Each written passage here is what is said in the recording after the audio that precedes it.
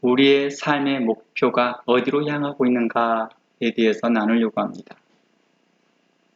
오늘 본문 4장 1절에서 너희 중에 다툼이 어디로부터 나느냐? 너희 지체 중에서 싸우는 정욕으로부터 나는 것이 아니냐라는 말씀이 있습니다. 이곳에서 너희 중에 싸움을 이웃 간의 싸움, 학생들 간의 어떤 싸움, 또 형제들 간의 싸움, 또 우리가 일상에 자주 보는 부부 간의 싸움, 그리고 교회 안에서의 싸움, 사회적, 국가적 싸움에도 이렇게 적용할 수는 있습니다. 그러나 본문은요, 그리스도인의 실생활에 많은 초점이 있다는 것입니다.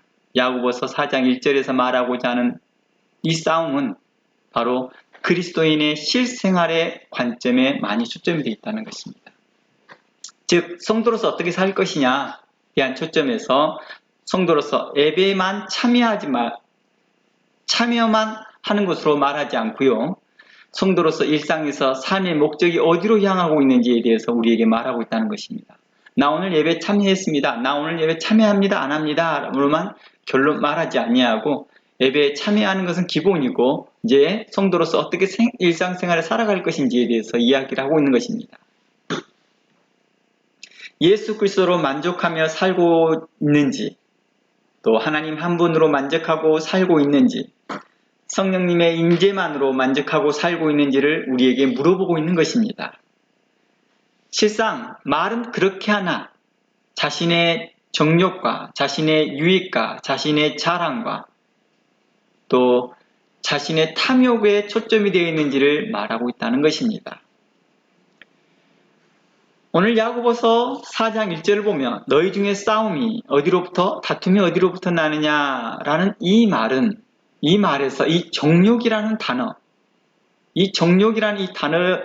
찾아보면 좀 재밌는 것이 나옵니다. 너희 지체 중에 싸우는 정욕으로부터 나오는도다. 이 싸우는 그 이유가 바로 이 정욕 때문이다 라고 말합니다. 이 정욕에 해당하는 헬라어 헤도논에 대해서 좀 나눠보려고 합니다. 이 헬라어 헤도논에 대해서 여러 주석가들이 써놓은 것들이 있습니다. 그 중에서 칼빈을 비롯한 여러 신학자들이 동일하게 설명한 것들이 있습니다. 바로 이 헤도논은 정욕은 인간 육체 내에서 단순히 일어나는 욕망, 어떤 쾌락만이 아니라 욕망 그 자체가 삶의 목적이 되는 것을 말하고 있다고 말합니다. 즉 욕망 그 자체를 삶의 목적이라고 지적하고 있는 거죠. 우리의 삶의 목적이 어디에 있느냐에 대하여서 난 그리스도께 내 삶의 목적이 있습니다. 또 어떤 사람은 그러지 못한 사람이 있다는 것입니다. 바로 그 헤도논은 바로 어떤 의미를 하느냐, 내 삶의 목적이 바로 욕망의 목적이 있다는 것입니다. 이렇듯 성도로서 그리스도로 만족하지 못하고 예수 그리스도를 닮아가는 것을 삶의 목표로 삼지 못하고 또한 하나님과 거룩한 동행을 삶의 목표가 되지 못하면 어떻게 되는 것이냐 했더니 자연스럽게 육체적 욕망과 또 세상 풍속을 따라 욕망이 자신의 삶에서 목표가 됨을 이야기하고 있다는 것입니다. 바로 이러한 부분들을 사도 야고보는 지적하고 있습니다. 너의 삶의 목표가 너의 욕망 때문에 이렇게 싸움이 일어나는 거야. 이렇게 말하고 있는 거예요, 지금요. 너희들이 왜 싸우는지 알아? 너희들이 왜 너희들 가운데 다툼이 일어나는지 아니? 너희들이 삶의 목표가 너희 욕망 때문에 있어. 너희 정욕 때문에 있어. 바로 헤도논을 이야기하고 있었습니다. 그 목적 자체가, 삶의 목적 자체가 어디로 향하는 것에 대해서 이야기를 하고 있다는 것입니다. 정말로 너가 하고 있는 것이 그 삶의 그 목적이 그리스도만을 위한 것이냐, 그리스도의 영광을 위한 것이냐, 하나님의 영광을 위한 것이냐, 아니면 자신의 유익을 위한 것이냐, 아니면 자신의 자랑을 위하는 것이냐, 자신의 욕심과 또한 자신이 존중받고 인정받는 것에 더 초점이 되었는지를 말하고 있다는 것입니다.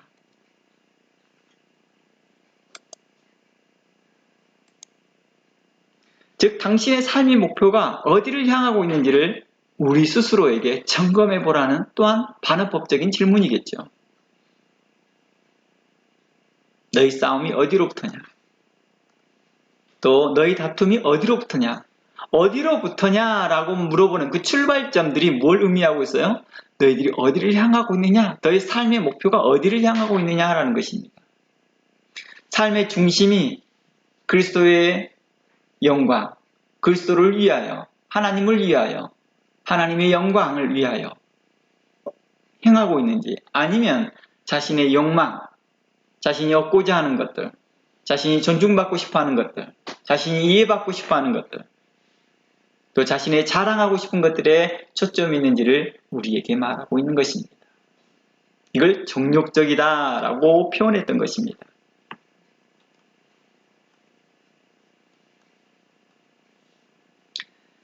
웨스트민스터의 신앙고백 소요리 문답 제1문답에서 이런 말이 있습니다. 사람의 첫째 되는 목적은 무엇인가에 대한 대답으로 사람의 첫째가 되는 목적은 하나님을 영화롭게 하고 영원토록 하나님을 즐겁게 하는 것이다 라고 웨스트민스터 신앙고백 소요리 문답 1번의 첫 번째 질문에 이 내용이 나옵니다. 그리고 이에 관련된 성경 구절이 고린도전서 10장 31절입니다. 고린도전서 10장 31절 한번 가볼까요? 고린도전서 10장 31절에 이런 말씀이 있습니다. 그런즉 너희가 먹든지 마시든지 무엇을 하든지 다 하나님의 영광을 위하여 하라 라고 말합니다. 이 말씀이 나오게 된 배경을 바로 성도들의 먹는 문제가 성도들 생활에서 나오게 된 것입니다. 이건 단순하게 교회에서 일어난 일이 아니라 성도들의 생활에서 나타나는 문제를 지적하고 있는 것입니다. 이 말씀의 배경을 자칫 오해하여서 그냥 일상생활에서 먹고 마시는 일에 다 하나님 영광을 위해서 하라 라고 이해될 수 있지만 이 말씀은 그렇게 말하고 있지 않습니다. 물론 우리의 삶의 기초, 우리의 삶의 기준은 다 하나님의 영광을 위해 하는 것은 맞습니다. 그러나 오늘의 이 본문은 그걸 말하고자 하는 것이 아니었습니다. 이곳에서 말하고자 하는 것은 성도들의 일상생활에서 당신은 어떤 태도를 가져야 되느냐라는 말에 대해서 먹든지 마시든지 하나님의 영광을 위해서 하세요 라고 하는 것입니다. 이제 좀 더 구체적인 배경을 좀 설명해 보겠습니다. 당시 고린도 지역은요, 우상 숭배가 만연하고 있었고요, 우상 숭배에게 바쳐졌던 재물들을 다시 시장에서 되파는 일들이 흔하게 진행되고 있었던 것입니다. 그러니까 이곳에서 먹고 마시는 이 문제는 바로 신앙인으로서 먹어서는 안 될 음식도 있고 또 먹을 수 있는 음식이 있었던 것이죠. 그런데 이것들을 먹는 것이 바람직한지, 그리고 불신자가 성도들을 초청했을 때, 그리스도인들을 초청했을 때, 그 식사에 초청을 했을 때 그 식사 자리에서 그 음식을 먹어야도 되는 것인지 말아야 되는 것인지, 바로 이러한 문제에 대해서 고민하고 있는 성도들에게 말하고 있는 것입니다. 내가 시장에 가서 음식을 사려고 하는데 이 음식이 우상에게 바쳐졌다가 나온 음식인지 아닌지를 구분을 못하는 거예요. 이제 다른 물건과 섞여 있으니까요. 바로 이 문제에 대하여서 고민하고 있을 때 사도 바울이 그들에게 했던 말입니다. 그러면서 이런 문제로 인하여서 서로 교회 안에서 비판하고 비방하는 일들이 일어나기 시작한 것입니다. 어떤 사람은 맞다, 어떤 사람은 그래서는 안 된다. 우리는 특히 사도 야고보가 그랬던 것처럼 우상에 섬기는 재물들을 먹지 말라. 물론 사도 바울도 그 말을 해요. 고린도전서 10장에서 보면 우리가 성찬을 이야기를 하면서 귀신에게 드리는 제사와 하나님께 드리는 제사를 겸하여 할 수 없다. 함께 떡을 뗄 수 없다. 이렇게 말을 해요. 바로 이 문제를 가지고 이야기하면서 먹을 때 우리가 성찬식이나 이런 걸 할 때 아무 음식이나 갖고 하지 마라. 이런 의미로 해줘요. 그러면서 계속되는 말이, 고린도전서 계속되는 말이 뭘 이야기를 하고 있느냐? 그러면 믿지 않는 자들이 초청을 했을 때 우리는 어떻게 해야 됩니까? 라는 이 질문에 대해서 바로 사도 바울이 이야기했던 것입니다. 그러니 이런 부분들 가지고 서로 정죄하고 비판하지 말고 그리스도 안에서 서로 용납하고 이해하려고 하라고 말합니다. 고린도전서 10장 23절부터 이제 보면 이런 것들이 나옵니다. 모든 것이 가하다. 모든 것이 유익한 것은 그렇다고 모든 것이 유익한 건 아니다. 모든 것이 가하나 모든 것이 덕을 세우는 것은 아니니 누구든지 자신의 유익을 구하지 말고 남의 유익을 구하라. 무릇 시장에서 파는 것은 양심을 위하여 묻지 말고 먹으라.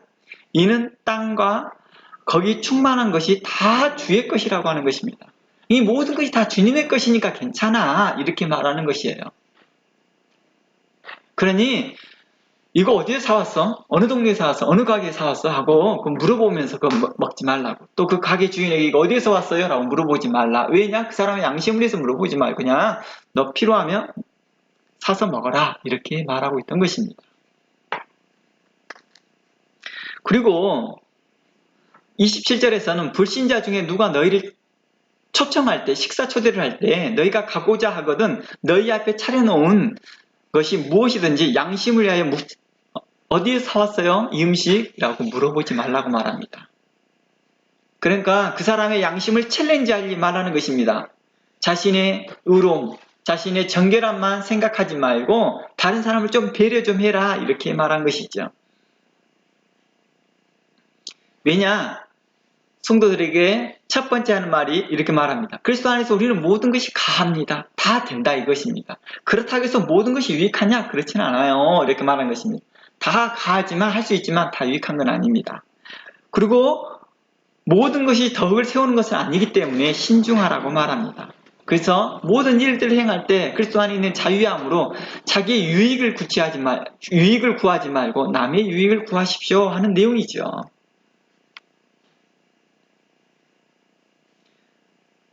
그러면서 31절 말씀에 그런즉 너희가 먹든지 마시든지 무엇을 하든지 다 하나님의 영광을 위해서 하라 라고 말합니다. 그러면서 마지막 절에 나와 같이 모든 일에 모든 사람을 기쁘게 하며 자신을 유익하게 하지 않고 많은 사람의 유익을 구하고 그들을 구원받게 또 그들이 구원 얻도록 도우라 이렇게 말해주고 있습니다.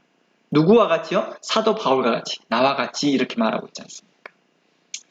즉 우리는 그리스도 안에서 자유하나 그 자유로 방종하지 말라는 것입니다.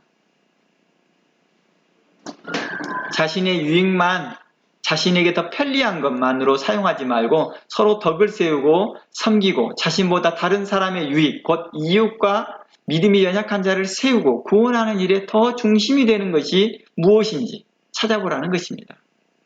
그리고 이것이 하나님의 영광을 위해 사는 것이다.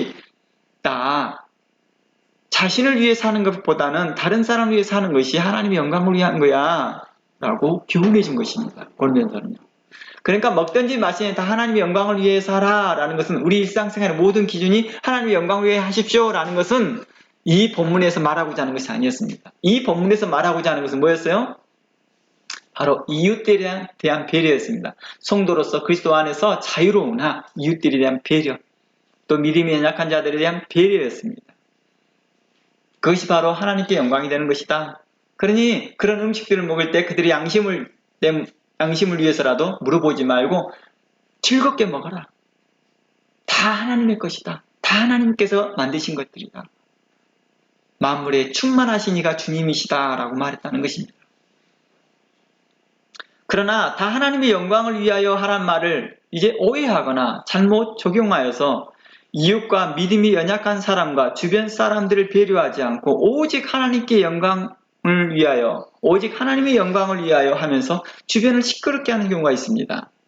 그리고 아전인수격으로 자신이 하는 일과 사역과 비전과 봉사와 헌신이 다 하나님의 영광이 될 거라고 이렇게 생각하는 분도 있습니다. 아마 이 본문을 잘못 오해한 거겠죠. 그래서 하나님의 영광 하면서 큰 소리로 노방전도 하고 성도들을 담보로 은행에서 큰 돈을 빌려 교회 건물을 짓기도 합니다. 이게 다 하나님의 영광을 위해서 하나님께 영광을 드리기 위해서 이렇게 말합니다. 그리고 더 나아가 교회 안에서도 하나님의 영광을 위해서라고 하면서 그 명분 안에서 서로 싸우기도 합니다. 서로 봉사하겠다고 서로 싸우고 서로 헌신하겠다고 서로 싸우고 서로 자신의 사역을 확장하겠다고 싸우고 있습니다. 밖에 나가보면요. 이 뉴질랜드에서는 그런 경우가 적지만은 한국에 보면은 전도하시는 분들이 각 교회마다 부스트를 차려요.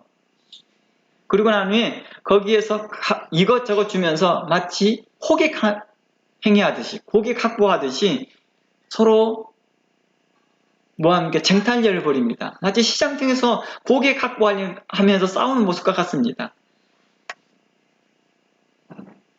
그리고 교회 내에서 다툼과 분쟁으로 나뉘면서 서로 하나님의 영광을 위해서 주장하지만 세상 사람들은 이러한 모습을 이상하게 생각한다는 것입니다. 주를 위한 행동이 도리어 주변 생활을, 주변에 있는 사람들을 에게 불쾌하게 하고 주변 사람들의 생활들을 방해하고 있다는 것입니다. 그리고 도리어 이러한 행동들이 하나님의 이름을 멸시받게 하는구나 라고 생각하고 있다는 것입니다. 성경은 이것을 정욕적이요 자신의 욕망에 이끄는 것이다 라고 지적하고 있는 것입니다. 저는 이번 야고보서 4장 말씀을 계속 틈만 나면 살펴보고 틈만 나면 관찰하면서 내게 회개하고 통회할 것을 찾아보고 또 찾아보았습니다. 이제 우리 자신은요, 우리 자신의 말과 행동이 하나님께 영광이 되고 기쁨이 되고 주변 사람들에게 덕을 세우고 은혜를 끼치는지, 아니면 자신의 말과 행동이 주변 사람들과 싸움과 다툼을 일으키고 주변 사람들을 불쾌하게 하고 하나님의 영광을 가리는 태도가 아닌지 스스로가 점검해야 될 것입니다. 만일 자신 안에 이러한 잡초와 가시와 엉겅퀴가 있다면 제하여 내야 되겠지요. 하나님께 회개하고 다시 주께 돌아 나아가야 될 것입니다. 하나님은 회개하고 통회하고 자복하는 심령에게 은혜와 구원을 베풀어 주시기 때문입니다. 성경은 우리에게 이렇게 증거합니다. 시편 34편 18절 말씀에 여호와는 마음이 상한 자를 가까이 하시고 충심으로 통회한 자를 구원하시는도다. 그리고 시편 51편 17절에서는 하나님이 구하는 제사는, 하나님께서 정말 구하는 제사, 예배는 상한 심령이라 통회하는 마음이다. 회개하는 마음이라고 말합니다. 이러한 마음을 주께서 멸시치 아니하시리이다 라고 증거하고 있습니다.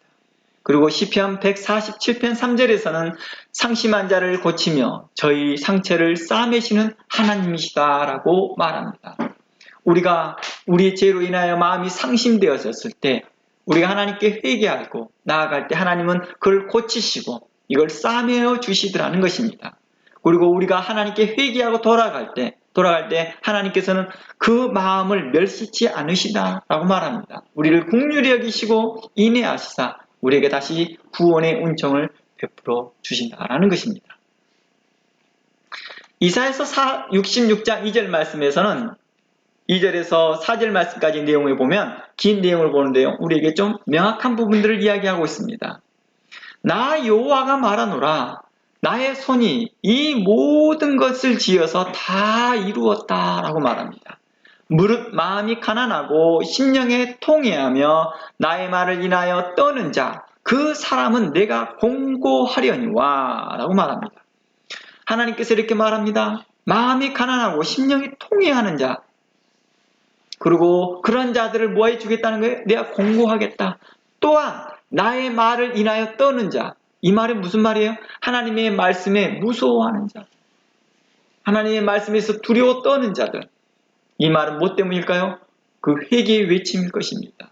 잘못에 대한 지적일 것입니다. 이것의 두려움과 떨림으로 받는 자들에게서는 하나님께서 내가 그들을 공고해 주겠다는 것입니다. 하나님께서는 그들에게 긍휼을 베풀어 주시겠다는 뜻입니다. 은혜를 베풀어 주시겠다는 것입니다. 그러면서 3절 말씀에 이렇게 말합니다. 소를 잡아 드리는 것은 살인함과 같고 어린 양으로 제사하는 것은 개의 목을 꺾음과 같다라고 말합니다. 또한 드리는 예물은 돼지 피와 다름없다라고 말합니다. 또한 분향하는 것은 우상을 찬송함과 다름없고 그들은 각자 자기의 길을 택하며 그들의 마음에 가증한 것을 기뻐하고 있다라고 말합니다. 이곳에서 잘 보게 되면 다 좋은 일들을 성경에서 원하는 것들을 행하고 있었습니다. 소를 잡아드리는 것, 번제잖아요. 희생의 제물이잖아요. 근데 하나님께서는 기뻐하지 않습니다. 왜? 그 이유가 뭘까요? 바로 무늬만 성도였기 때문입니다. 그 삶의 목적이, 그 삶의 방향이 계속해서 정욕적이고 계속해서 회개치 아니하고 자신의 자랑과 자신의 이기심과 자신의 욕심과 자신의 욕망을 쫓아가기 때문입니다. 남들에게 계속 인정받기만을 바라고 있고 자신의 불안한 심정을 계속해서 다른 것으로 해서 해소하려고 하기 때문이었죠. 그리스도의 한 분만으로 만족하지 아니하고 자족하지 못하고 내 삶의 그 모든 목표가 하나님과 동행하며 그리스도를 닮아가는 것이 아니라 계속해서 정욕적인 것을 쫓아갔기 때문이었습니다. 자신의 욕망을 쫓아갔기 때문이었습니다. 무늬만 성도였기 때문이죠. 이러한 무늬만 성도인 사람들에게 대해서 너가 소를 가져왔니? 아, 나 이거 정말 가증히 여기는 것이다. 너 그거 살인하는 거야 라고 말했던 것이죠. 어린 양을 드렸더니 너 이거 너의 죄를 위하여 드렸니? 아, 이거 너 개 먹을 꺾는 거와 똑같아. 너 개를 하나님 앞에 드릴 수 있니? 부정한 거잖아. 너의 예물은 헌금이죠. 헌금은 돼지의 피와 같도다. 하나님께서 금하신 것이 돼지죠. 근데 그것 같다라고 말하는 것이죠. 너의 분양하는 것은 우상을 찬송한 것 같도다.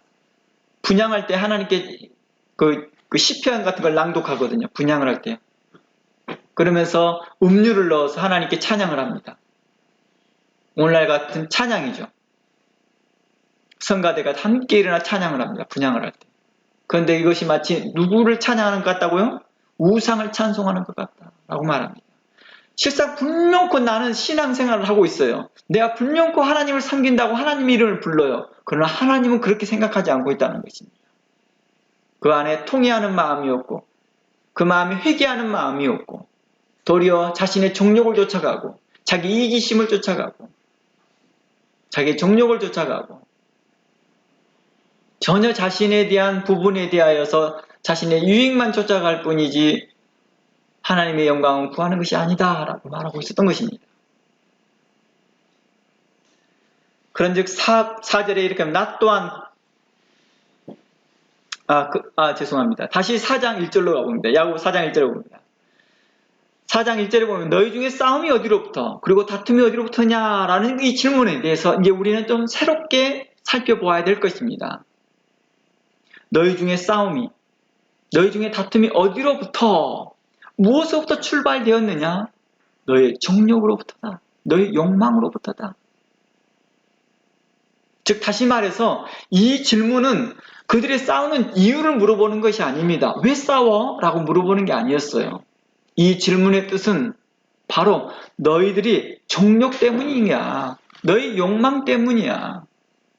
그것 때문에 너희들 안에 다툼과 싸움이 계속 일어나고 있어 라고 말하고 있다는 것입니다. 너희 주변에 계속 싸움이 일어나고 있고 겉으로는 교회 와서 예배드리고 나온 후에 성도들과 하하호호 하면서 화해하게 좋게 보이는 것처럼 보이나 너희 성도들의 생활 가운데선 다툼과 시비와 시기가 끊이지 않고 있다. 이것을 이야기하고 있습니다. 그것은 곧 너의 삶의 목표와 너의 목적이 계속 어디를 향하고 있느냐? 너의 정욕을 쫓아가고 있다. 예배를 드리는 것도 헌금을 하는 것도 하나님 앞에 소와 양을 드리는 것도 자신의 정욕을 위해서 하는 것입니다. 심지어 성경 공부하는 것들도 자신의 정욕을 따라 행하는 것입니다. 자신의 삶을 바꾸고 자신의 삶에 자신에게 적용하여서 자신이 하나님 앞에 하나님의 사람으로 살아가는 것에 초점이 있는 게 아니라 다른 사람보다 더 많이 하는 것이에요. 다른 사람들이 무시당하지 않으려고 하는 거예요. 바로 이러한 것들이 우리로 신천지와 같은 그 수많은 그 성경 공부에 참여케 했더라는 것입니다. 오늘날에 우리는 어떻습니까? 우리는 무엇 때문에 성경을 배우고 무엇 때문에 하나님 말씀 배우고 무엇 때문에 하나님을 찬양하고 무엇 때문에 하나님께 예배드리고 헌금합니까? 우리의 정욕을 쫓아 행하고 있지 않습니까? 그리고 우리 주변에서 내 주변에서 계속 다툼과 시비와 싸움이 일어나고 있다 한다면 이것은 우리 스스로가 점검해 보아야 될 것이라는 것입니다.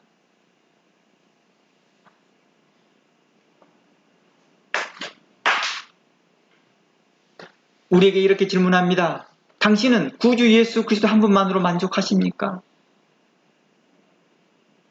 정작 말로만 그렇게 그리스도 예수 한 분만으로 만족한다고 말하지만 정작 자신의 욕망을 따라 행하지 않습니까?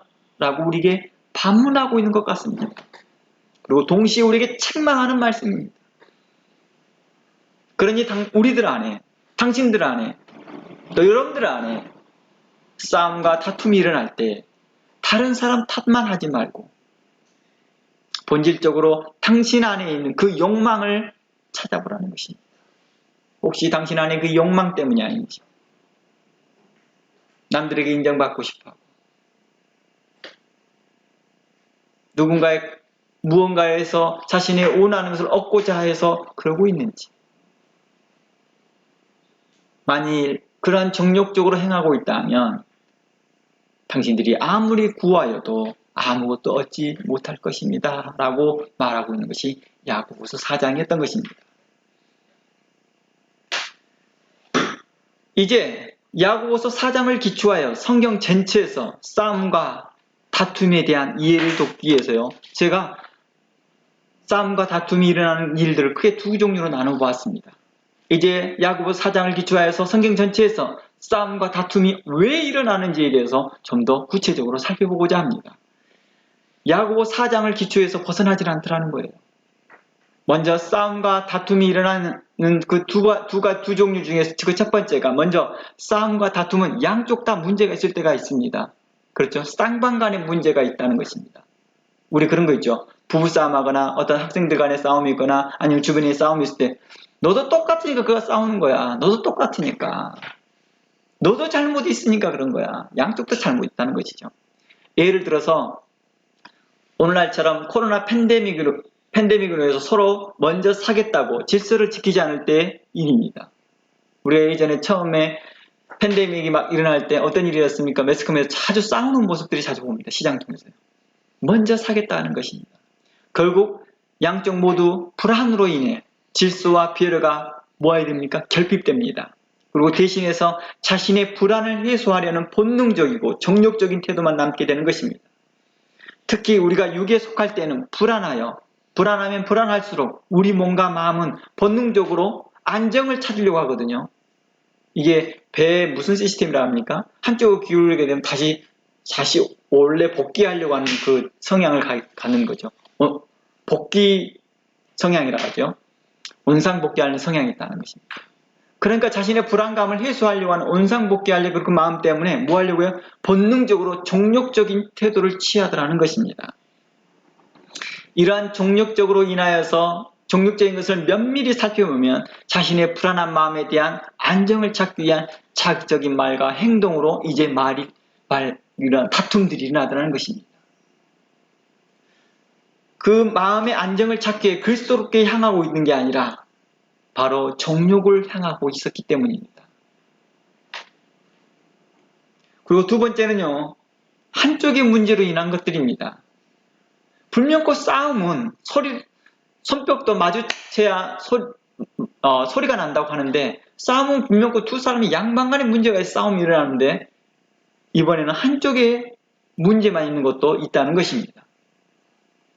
예를 들어서 이웃 간의 싸움입니다. 자신이 더 자극적이고 또 저 자극적인 유익과 쾌락을 위하여 매일 저녁 또는 매주 저녁 친구를 초대하여 파티를 했다고 합시다. 그런데 가정한 일입니다. 그러면 어떨까요? 당연히 싸움이 생기겠죠. 싸움 자체만 본다면 시비를 먼저 건 사람은 파티하는 사람보다 이웃 사람처럼 보일 것입니다. 이웃 사람들이 그 사람들에게 컴플레인 했기 때문입니다. 그런데 이런 겉모습만 보고 경찰이 와서 여러분 서로 이웃끼리 양보하고 살아야죠. 서로 이웃이잖아요. 서로 사이좋게 지내라고 하라고 화해하라고 한다면 어떨까요? 사태를 해결하기보다는 한쪽의 원망을 듣게 되겠지요. 이웃들의 원망을 듣게 될 것입니다. 그리고 근본적인 문제가 해결되지 않는 채 시한폭탄처럼 언제 터질지 모르는 상황에 돌입하게 된다는 것입니다. 그래, 경찰 말 듣고 그래 내가 좀 그랬나 보다 화해를 해요. 그러나 여전히 그들은 또 파티를 합니다. 문제가 해결되지 않는다는 것입니다. 그러나 만일 경찰이나 판사가 그 속사정을 깊이 들여다보고 공의롭게 보려고 한다면 매일 또는 매주 파티로 고통당하는 이웃 사람들이 보이게 될 것이겠습니다. 보이게 되겠죠. 이는 파티하는 집이 자신의 즐거움과 자신의 유익만 생각할 뿐 주변에 대한 생각과 배려를 못한 것이라는 것입니다. 자족하며 주변과 어울리지 못한 문제임을 경찰과 판사가 발견하게 되겠죠.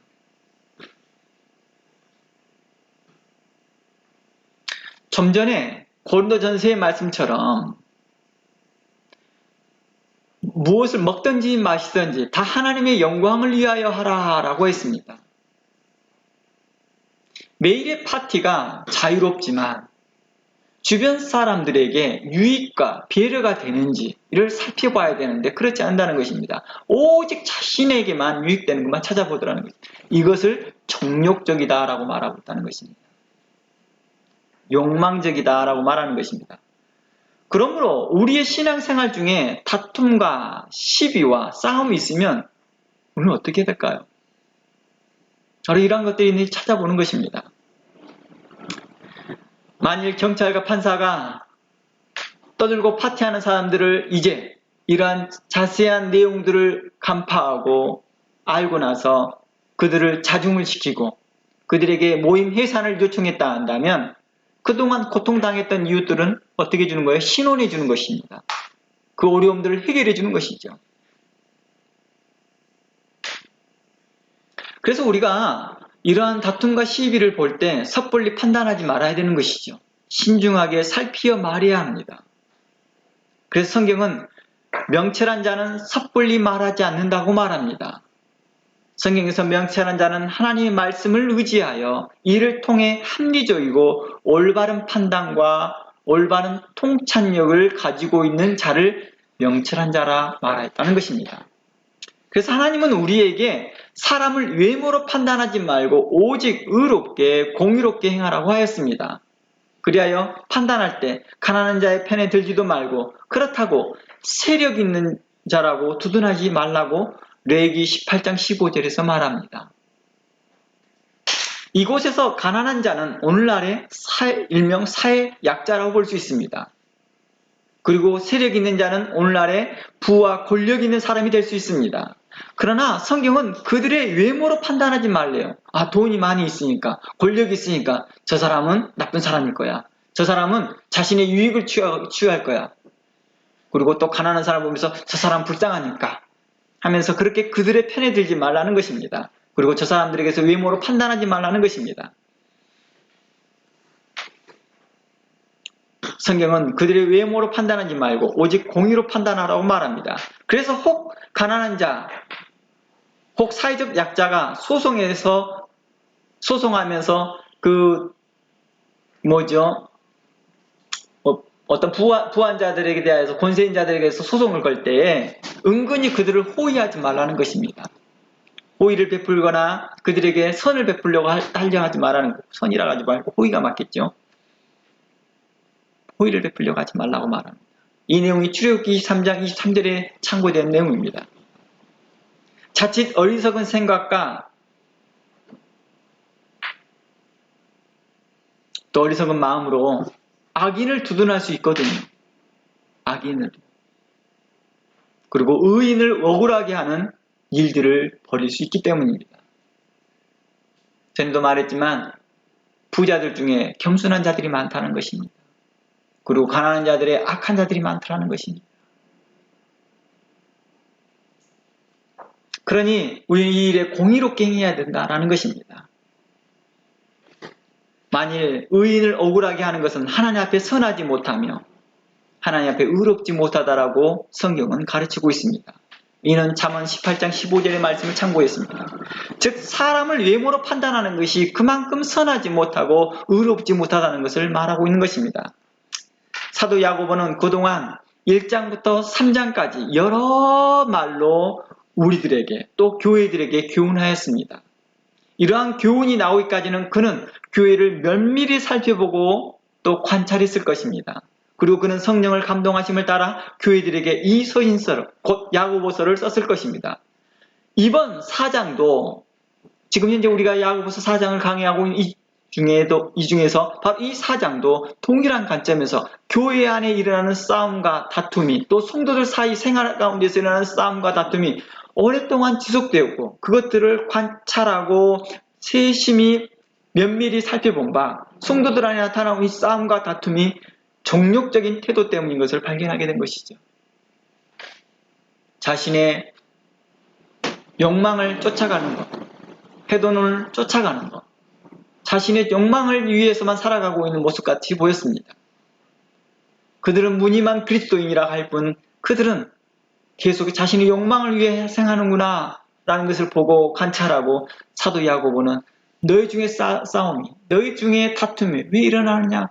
너희들이 너희 욕망을 쫓아가기 때문이 아니냐. 다른 사람을 배려하고 다른 사람을 입장에 생각해 보는 것이 아니라 너만 인정받으면 너가 인정받으려고 하고, 너가 이해받으려고만 하고, 너가 뭔가를 얻으려고 하는 추구하고자 하는 것들 때문이 아니냐. 너가 이 세상에서 더 뭔가를 더 얻으려고 하는 것 아니겠느냐.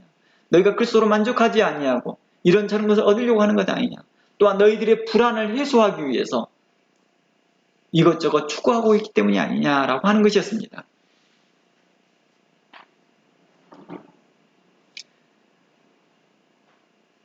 사도 바울은 그들에게 그리스도 예수 한 분으로 자족하지 못하고, 그분의 말씀을 믿지 못하고, 어떤 자들은 믿는다고 하나 행하지도 못한 태도에서 나온 것임을 이제 사도 야고보는 지적했던 것이겠죠.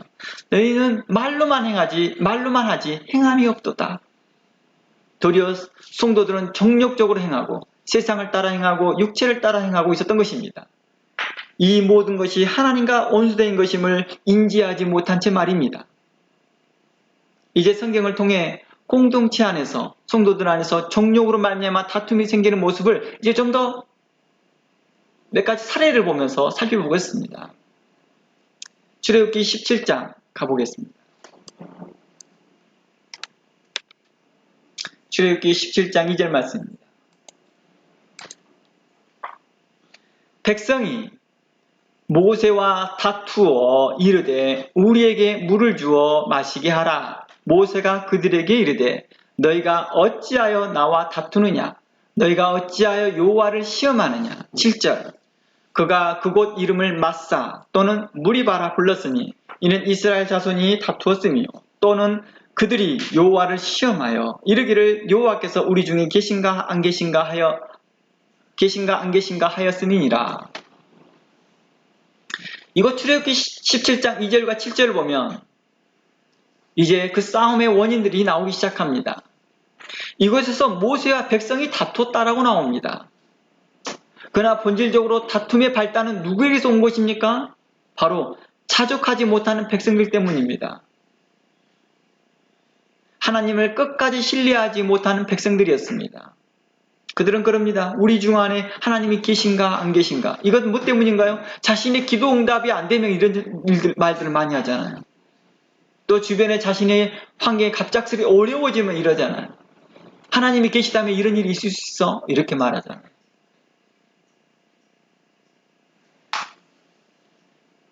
이번 팬데믹 때도 그러잖아요. 하나님이 계시다면 과연 이럴 수 있겠느냐?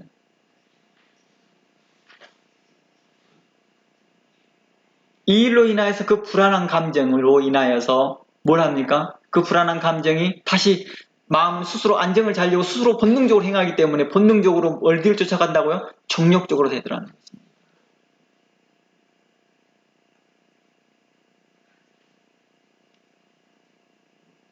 끝까지 하나님을 신뢰하지 못하는 그 백성들 때문이었습니다.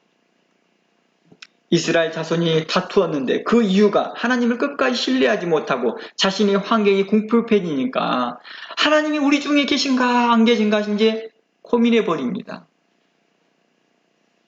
불안해하는 거죠. 즉 정욕이란 우리가 하나님 한 분만으로 만족하지 못하면 자연적으로 돌과 잡초와 가시와 엉겅퀴가 생기는 것 같습니다. 성경에서 잡초와 가시와 엉겅퀴는 세상의 염려라고 말합니다. 세상의 염려.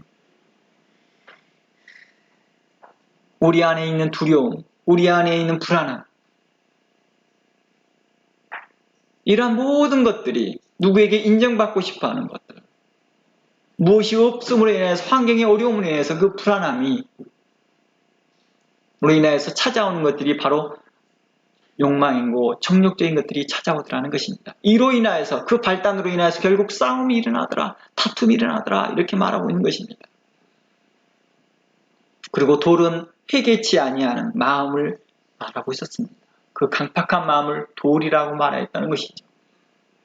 이제 다시 출애굽기 17장을 살펴보겠습니다. 만일 주변 국가와 백성들이 단순하게 모세와 다투는 모습을 보고 대부분 사람들은 모세의 잘못이라고 생각했을 것입니다. 모세와 백성들이 싸우면 당연히 누구 탓을 해요? 당연히 지도자의 잘못이로 보죠. 왜냐하면 그 싸움 중에 백성들이 요구와 그 온방의 소리가 모세의 문제로 보였기 때문입니다. 출애굽기 17장 3절을 보면 거기서 백성이 목이 말라 물을 찾으매 그들이 모세에게 대하여 원망하여 이르되 당신이 어찌하여 우리를 애굽에서 인도에 내어서 우리와 우리 자녀와 우리 가축이 목말라 죽게 하느냐라고 합니다. 이곳에 보면 겉에만 보면 누구의 잘못으로 보여요? 인도자의 모습인 것입니다. 인도자가 어쩜 이렇게 책임감 없이 앞으로 계획도 없이 이 많은 백성들을 데리고 나와서 이들을 목마르게 하느냐 이거죠. 민수기 내용을 보면 속 모르는 사람들이 보면요 더 백성 편에 들게 되고 모세가 문제 있게 보입니다. 민수기 20장 30절입니다. 민수기 10장 3절 말씀에 백성이 모세와 다투어 말하여 이르되 우리 형제들이 여호와 앞에서 죽을 때 우리도 죽었었다면 좋았을 뻔하였도다. 너희가 어찌하여 여호와의 회중을 이 강야로 인도하여 우리와 우리 짐승이 다 여기서 죽게 하느냐? 너희가 어찌하여 우리를 애굽에서 나오게 하며 이 나쁜 곳으로 인도하였느냐? 이곳에는 파종할 곳이 없고 무화과도 없고 포도도 없고 석류도 없고 마실 물도 없도다 이렇게 합니다. 이게 다 사실이었거든요. 그런데 이 말을 들었던 사람들은 주변 국가와 주변 나라 사람들은 누구의 잘못으로 보겠어요? 모세의 잘못으로 보더라는 것입니다. 보세요. 4절 말씀에 너희가 어찌하여 너희가라는 것은 모세와 아론을 이야기합니다. 그 리더십을 이야기하죠. 리더십. 모세와 아론과 미리암까지 다 포함될 겁니다. 그 당시의 리더십들은요. 그 대표적으로 모세와 다투었다라고 표현하는 것이죠. 여호와의 회중을 이곳에 자신들 여호와의 회중이라고 말하고 있잖아요. 자기 스스로가. 이 광야로 인도하여 우리와 우리 짐승이 다 여기서 죽게 하느냐. 하나님을 신뢰하지 못하고 하나님을 안에서 살아가는 걸 자족하지 못하는 것, 하나님과 겸손히 동행하는 것을 그들의 삶의 목표로 삼지 못했던 것이겠죠. 물론 이런 환경이 어려워지면 이런 일들이 자연스럽게 나타나는 것을 또한 이야기합니다. 그래 하나님은 이해하려고 하십니다. 참으시려고 합니다. 그러나 계속해서 이 본문을 봤을 때 어떻습니까? 다 모세의 잘못처럼 보입니다. 그들에게 당연시 여기는 요구는 실제 정체는 백성들의 당연시 요구되는 이러한 모든 것들은 정욕적인 것에서 출발했다라고 하는 것입니다. 그 증거로 민수기 11장을 우리가 살펴보겠습니다. 민수기 11장에서 이것을 지적합니다.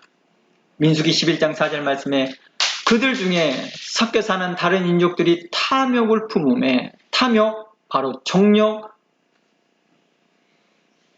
자신의 욕망 이걸 이야기하고 있는 것입니다. 이스라엘 자손도 다시 울며 이르되 누가 우리에게 고기를 주어 먹게 할꼬 우리가 애굽에 있을 때 값없이 생선과 오이와 참외와 부추와 파와 마늘을 먹은 것이 생각나거늘 이제는 우리의 기력이 다하며 이 만나 외에는 보이는 것이 아무것도 없도다. 민수기 11장에 보면 6절에 보면 만나 외라는 말을 보니까 하나님께서 만나를 계속 주시고 있었다는 것입니다. 그리고 그들이 가져온 물건들도 있었습니다. 애굽에서 가져온 것들도 있었습니다. 그러나 그들은 계속해서 원망합니다. 그리고 탐욕을 품었다고 말합니다. 불안하니까요. 우리도 팬데믹으로 인해서 사재기를 하는 이유들이 뭐였습니까? 불안의 요소 때문이었다고 말합니다. 우리가 이러한 것들을 인해서 다툼이 일어나고 싸움이 일어나더라는 것입니다. 결과적으로 보면 모세의 리더십의 문제가 아니라 백성들이 끊임없이 정욕적으로 구하는 것이 문제였습니다. 이 민수기나 출애굽기 시간별로 보면은 그들은 끊임없이 요구합니다. 끊임없이 리더십을 원망하고 끊임없이 리더십과의 다투고 끊임없이 리더십과 싸움을 겁니다. 이러한 모습이 교회 안에 있다면 어떨까요? 이 마치 겉에서 보는 사람들은 담임 목사님의 잘못처럼 보일 것입니다.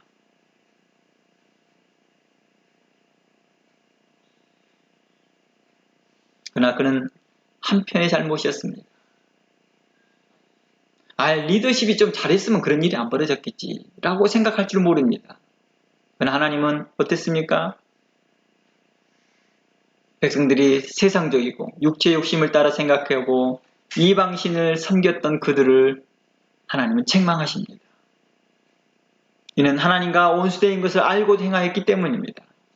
그리고 그들은 하나님을 끝까지 믿지 못하고 틈만 나면 불평하고 자신의 입장, 자신의 뜻대로 되지 않느냐고 불평합니다. 계속 자신의 입장과 자신의 뜻대로 뭔가가 되어야지만 된다고 생각합니다.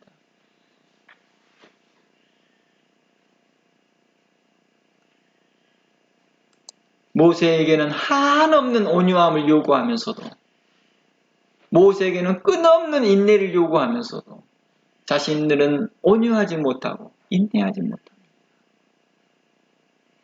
모세에게는 한량없는 사랑을 요구하면서도 자신들은 그 사랑의 절반도 아니 10분의 1도 미치지 못하고 있더라는 것입니다.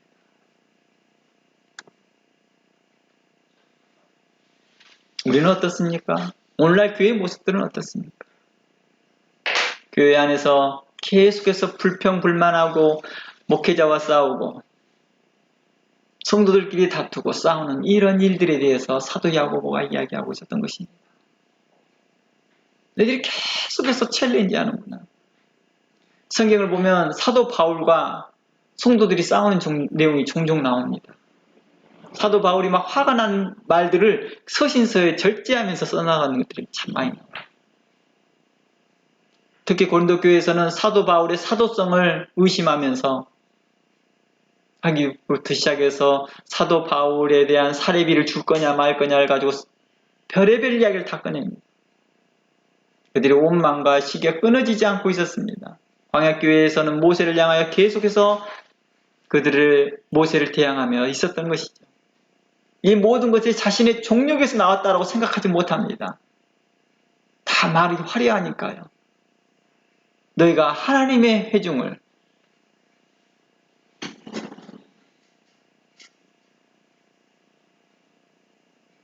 그러나 그 과정을 보면 그들은 계속 모세와 싸우고 있었고 다투고 있었다는 것입니다.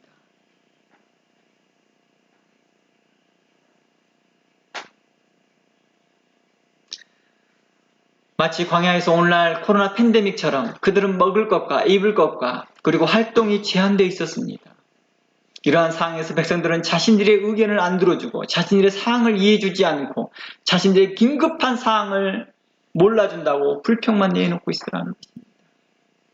그러나 하나님은 누구의 편에 섰습니까? 모세 편에 섰습니다. 하나님은 그 모세의 편에서 일하셨습니다. 그리고 백성에게 진노합니다. 모세와 함께 리더십을 이해하려 하기보다 하나님의 뜻을 이해하려고 보다 오직 자신의 욕심과 욕망과 탐욕과 정욕적인 것만 생각하였던 백성들에게 하나님은 심판하셨던 것이죠. 하나님의 인내와 오래 참으심을 멸시하였던 그들에게 대하여 그리고 악한 말로 모세를 대항하였던 그 백성들은 결국에는 그 약속의 땅에 들어가지 못하게 됩니다. 이것이 우리에게 거울이 되어 너희들은 오늘날 그의 음성을 듣거든 너희 마음을 돌처럼 단단하게 하지 말라 하였던 것입니다. 너희는 회개하여 너희 안에 있는 잡초와 가시와 엉겅퀴를 제하여 내라고 히브리서의 말씀에도 나와 있습니다.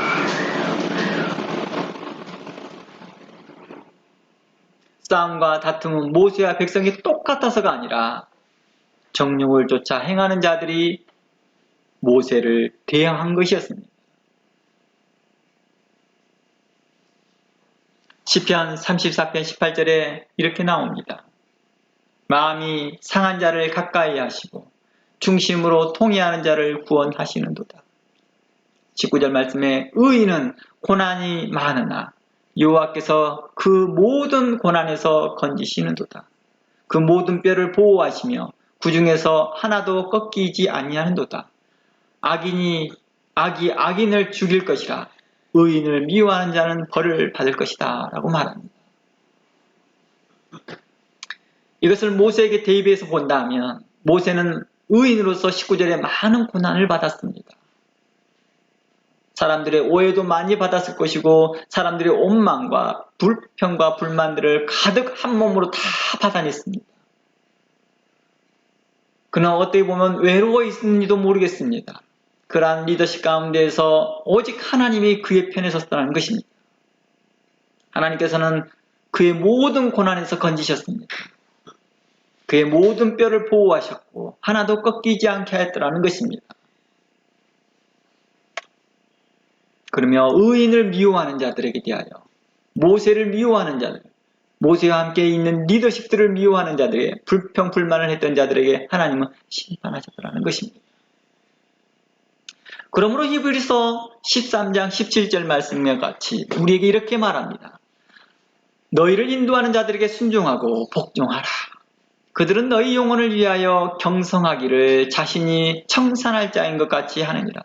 그들로 하여금 즐거움으로 이것을 하게 하고 근심으로 하게 하지 말라. 그렇지 아니하면 너희에게 유익이 없다라고 하였습니다. 다윗에게도 이러한 상황에서 하나님께서 자신의 편에서 일하심을 감사했습니다. 시편 35편 1절 말씀에 보면 이러한 고백이 나옵니다. 여호와여 나와 다투는 자와 다투시고 나와 싸우는 자와 싸우소서. 방패와 손방패를 잡으시고 일어나 나를 도우소서. 창을 빼사 나를 쫓는 자의 길을 막으시고 또 내 영혼에서 나는 내 구원이라 이르소서. 이 내용은 어느 상황을 말하는지 정확하게 모르겠지만 몇 곳이 짐작되어 보면 사울과 압살롬이 다윗을 핍박하고 대적한 것임을 알 수 있습니다. 그 중에서 사울의 내용을 살펴보겠습니다. 사무엘상 24장 15절을 보면요. 다윗은 하나님께서 자신과 사울왕 사이를 판결해 주시기를 요청합니다. 다 함께 사무엘상 24장 15절 봅니다. 그런즉 여호와께서 재판장이 되사 나와 왕 사이에 판결하사 나의 사정을 살펴 신원하여 주시고, 신원이라는 말은 무슨 뜻이라겠죠? 온통함을 풀어주시라는 것입니다. 나의 억울함을 해결해 주십시오 라는 것이죠. 나의 왕의 손에서 건지시기를 원하나이다. 이곳에서 보면 다윗은 하나님께서 자신과 사울 사이의 재판장이 되셔서 옳고 그름을 판결해달라고 호소합니다. 후에 이 시편을 쓸 때 다윗은 하나님께서 자신의 편에서 싸워주셨다라고 신앙 고백한 것입니다. 그래서 이렇게 고백한 것이죠. 여호와여 나와 다투는 자와 다투시고 싸우는 자와 싸우소서.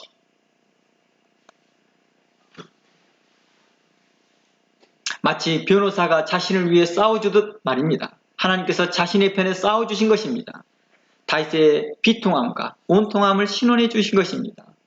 사울이 다윗을 대항했던 이유는 자신 안에 있는 낮은 자존감 때문이 아니었습니다. 죄송합니다. 사울이 다윗을 대항했던 이유는 자신 안에 있는 낮은 자존감 때문이었다는 것입니다. 사울의 자신 안에 있는 낮은 자존감, 바로 그것은 믿음 없는 것에서 출발하였다는 것입니다. 혹시 우리들 중에서도 우리 안에 낮은 자존감이 있다 한다면 이는 뭘 의미하고 있습니까? 믿음이 없음을 스스로 이야기하고 있다는 것입니다. 우리 모두는 그리스도 안에 있는 하나님의 사람입니다. 우리는 그리스도로 인해서 구원받는 사람들입니다. 우리는 모두 하나님의 백성들이요 하나님의 자녀들이었습니다. 우리는 하나님의 하늘의 시민권을 가진 자들이요 하나님께서 우리의 방패가 되시며 우리의 목자가 되시며 우리의 아버지가 되심을 믿는 자들에게는 이러한 낮은 자존감을 가질 수가 없는 것입니다. 불안한 심령을 가질 수가 없는 것입니다. 내가 과거에 우리 부모님에게 무슨 대우를 받았기 때문에, 인정 못 받았기 때문에, 과거에 우리 부모님들에게 뭘 했기 때문에 저렇게 이런저런 하면서 환경 탓을 하는 사람들 또한 믿음이 부족한 사람들이죠. 하나님께 향한 그 믿음이 부족한 사람들은 주변 환경 탓을 늘 하고 삽니다. 그리고 자신의 낮은 자존감을 계속해서 주변 탓으로 돌립니다. 자신의 믿음 없는 것을 믿음 없는 것을 주변의 환경을 탓을 합니다. 하나님께서는 우리로 깨닫는 마음과 성령으로 말미암아서 매일과 같이 말씀하시는데도 불구하고도 그걸 듣지 않냐고, 우리의 정욕적으로 행하였고, 우리의 눈이 안목을 향하여 우리 세상의 안목을 쫓아갔고, 안목의 정욕을 따라갔고, 세상을 향하였고 세상 풍속을 쫓아갔던 것을 탓하지 않습니다. 자신의 그것을 생각지도 못했습니다. 그것이 자신으로 파멸에 이르게 하고 있다는 것을 몰랐던 것이겠죠. 하나님께서 사울 왕을 세우셨으니 하나님께서 자신의 편이고 자신의 방패됨을 인정하고 믿고 그렇게 살아야만 했습니다. 그러나 그는 늘 주변의 강대국의 눈치를 보며 항상 불안해합니다. 그 불안은 더욱 다윗의 등장으로 더욱 심해지기 시작합니다. 하나님을 믿지 못한 태도가 결국 자신의 정욕을 따라 사무엘이 오기 전에 자신이 먼저 제사를 드려버립니다. 왜냐하면 제사를 빨리 드리고 전쟁에서 나가야 되니까요. 적군이 곧 쫓아와서 사울을 죽이려고 하는 그 두려움 때문이겠죠. 하나님을 믿지 못한 것이었습니다. 이 일로 그 유명한 말이 있습니다. 사무엘이 사울에게 하나님은 제사보다 순종을 더 낫게 여긴다. 하나님을 믿지 못한 태도가 결국 자신의 정욕을 따라 사무엘이 오기 전까지도 그를 드렸던 그런 모습은 나중에는 접신하는 무당을 찾아가기도 합니다. 자신의 불안감을 해소하기 위한 거죠. 그것도 모자라 자신의 왕권을 잃어버릴 것을 두려워하여서 자신의 가장 충성된 종, 충복된 종 다윗을 뭐 하려고 합니까? 죽이려고 합니다. 지금 누가 싸움을 걸고 있어요? 사울이 다윗에게 싸움을 걸고 있는 것이죠. 다윗은 여기 대해서 다윗이 사울에게 싸움을 거는 게 아니라 사울이 다윗에게 싸움을 걸고 있다는 것입니다. 이때 하나님께서는 다윗에게 변호해주고 다윗의 편에 싸워주셨더라는 것입니다. 하나님을 의지하고 하나님 앞에 신실했던 자이기 때문입니다.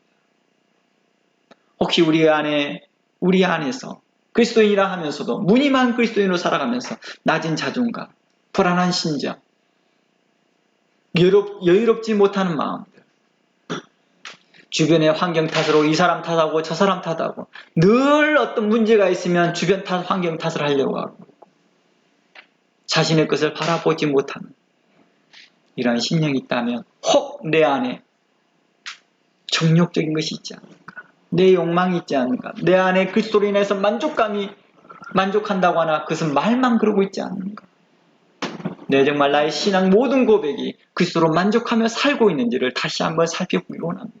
만일 그런 것이 없고 내 주변에서 계속해서 이러한 일들이 일어나고 있다면 회개하기를 원합니다. 하나님, 나의 낮은 자존감을 회개합니다. 하나님, 나의 불안함을 회개합니다.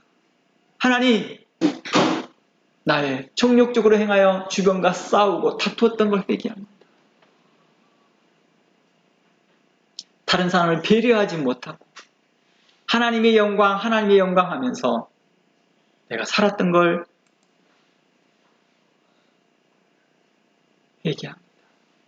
사역의 핑계를 대면서 실상 자신의 욕망을 쫓아 행하면서도 사역을 핑계를 대면서 형제를 배려하지 못하고 이웃을 배려하지 못하고 주변 사람들을 배려하지 못하고 하나님의 영광 하면서 큰 소리로 주변 사람들을 떠들면서 방해하고 있었지 않았는지, 하나님의 영광을 외치면서 성도들을 담보로 은행에서 수 없는 돈을 빌려 성도들에게 고역을 맡기지 않았는지, 우리는 우리의 다툼과 우리의 싸움과 교회 안에 있는 분쟁과 싸움들이 이 모든 것들이 나의 정욕에서부터 출발되어지지 않았는지 우리 스스로가 점검하면서 이런 것들이 내 안에 발견되어지며 이 가시와 엉겅퀴들이 발견되면 제하여 내시기를 바랍니다. 내 안에 엉겅퀴와 잡초와 풀들이 일어나고 있다면 다 뽑아내야 될 것입니다. 내 안에 돌같은 마음이 단단한 마음이 있어서 회개치 않는 마음이 있다 한다면 하나님은 이를 징계하실 것입니다. 과거에 이스라엘 백성들이 가나안 땅을 약속을 받았음에도 불구하고도 그 가나안 땅에 들어가지 못했던 것들처럼 우리 스스로가 하나님 앞에 겸손하게 행하며 우리의 삶의 목표가 우리의 삶의 방향이 그리스도께 향하고 하나님과 거룩히 동행하는 것을 우리의 삶의 목표로 우리의 삶의 비전으로 삼았으면 좋겠습니다. 이것이 하나님 앞에 선하게 의롭게 행하는 것입니다.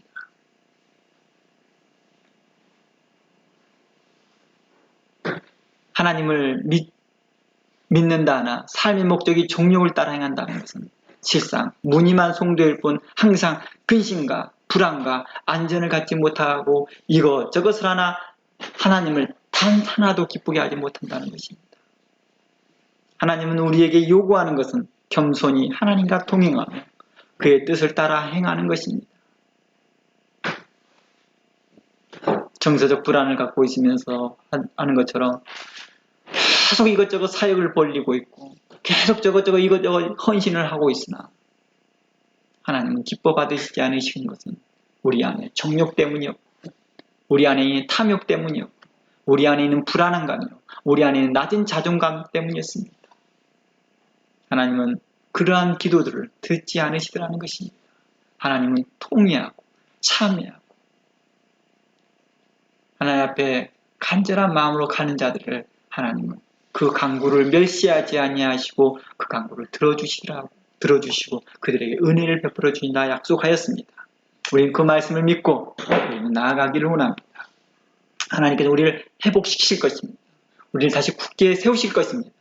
우리는 또다시 하나님의 그 의로운 일로 또 정의로운 일로 행하게 우리를 세우실 것입니다. 하나님은 진실되고 또 통회하는 자들에게 하나님이 그 기도를 응답하시고 은혜를 베푸시는 하나님이십니다. 의인은 고난은 많으나 여호와께서 그 모든 고난을 건지시다라는 말씀처럼 그 말씀을 항상 믿고 하나님은 나의 목자 되심을 믿고 사명의 음침한 골짜기를 갈지라도 하나님 주께서 나와 함께 하심을 믿고 담대하게 나아가기를 축원합니다.